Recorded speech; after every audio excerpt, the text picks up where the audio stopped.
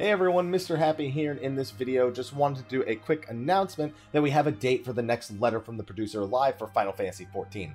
Live letter number 45 is going to be coming on July 16th at 2 a.m. Pacific, and it's going to be detailing patch 4.4, at least giving us our preview part 1 of it, as well as bringing on some more guests to talk about the Monster Hunter collaboration. Now, as per usual on the Lodestone announcement, we have all the information. There will be a YouTube live link, there will be a Nico live link, and there will of course be a Twitch link. In fact, it's already there. They'll be updated as they are finalized, and as usual, it is available in Japanese audio only. I know the most recent one was the E3 one, where we finally get like normal times, and we finally get an English translation during the live letter itself, but we don't have to worry about much. We always know there's tons of people and tons of translations out there on top of the tweets that come out of the Final Fantasy XIV Twitter. So patch 4.4 preview part 1. Of course, we're looking forward to patch 4.4, but as of this, I mean, Eureka Pagos won't even be out yet, so it's almost weird to start talking about patch 4.4 when Pagos, the next installment in Eureka, is not even out yet. Myself and others are guesstimating Pagos will be on the 17th, which would be the day after this. Day after a live letter seems unusual, so I might have to actually push my prediction back to the 24th. But all the same, it seems that this idea of, oh my god, Aloha. Aloha. Do you have to be doing that right now? Are you happy? Are you happy? I'm putting this in the video. You have no idea what's going on. You're gonna start clawing me, aren't you? Okay. Alright, fine. Anyway, so as I was saying, patch 4.4 preview part 1. Without Pagos out yet, I guess this is part of their plan to kind of keep updates coming at a pace that also kind of complements the rate at which they show us information. So we don't even have all the patch 4.3 stuff yet, and they start talking about patch 4.4, and it starts to maybe keep it feeling like there isn't as much time between patches, even though the amount of time per patches isn't really shrinking.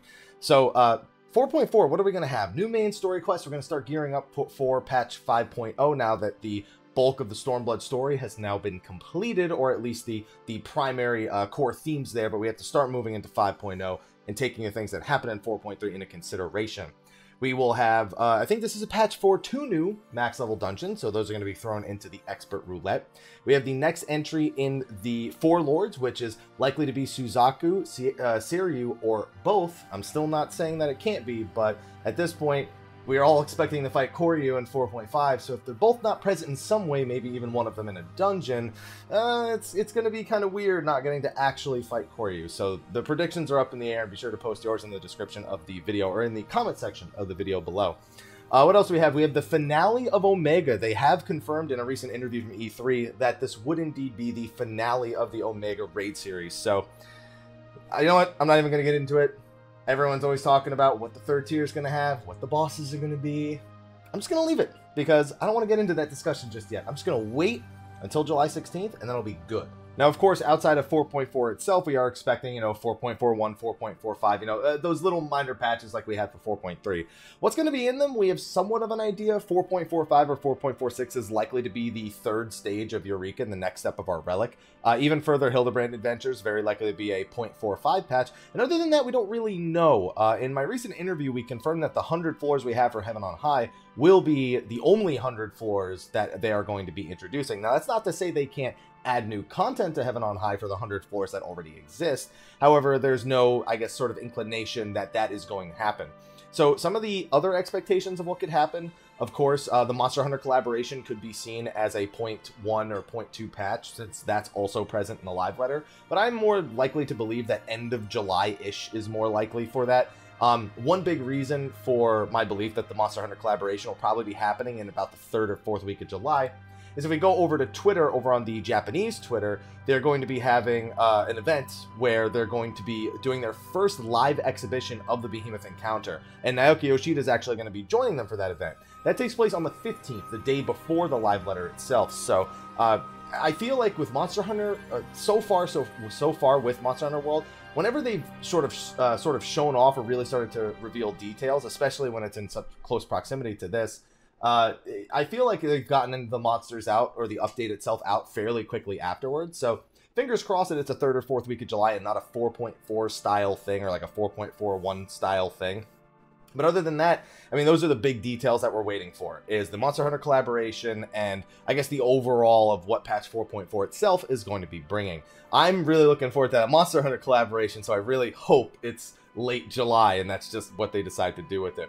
We'll find out more for certain, though, considering these events are back-to-back. Yoshida will be on the 15th, and they will have special guest executive director and art director Kaname, and I'm sure I'm going to butcher this, Fujioka, and director Yuya Tokuda. So can't wait to learn more about that and miscellaneous announcements. Maybe they'll start talking about FanFest a little bit more. Maybe start talking about EU or JP FanFest ticket sales. We don't know. There's plenty of things that it could be, but I just want that. I just want that Monster Hunter collaboration. That's the big thing for me.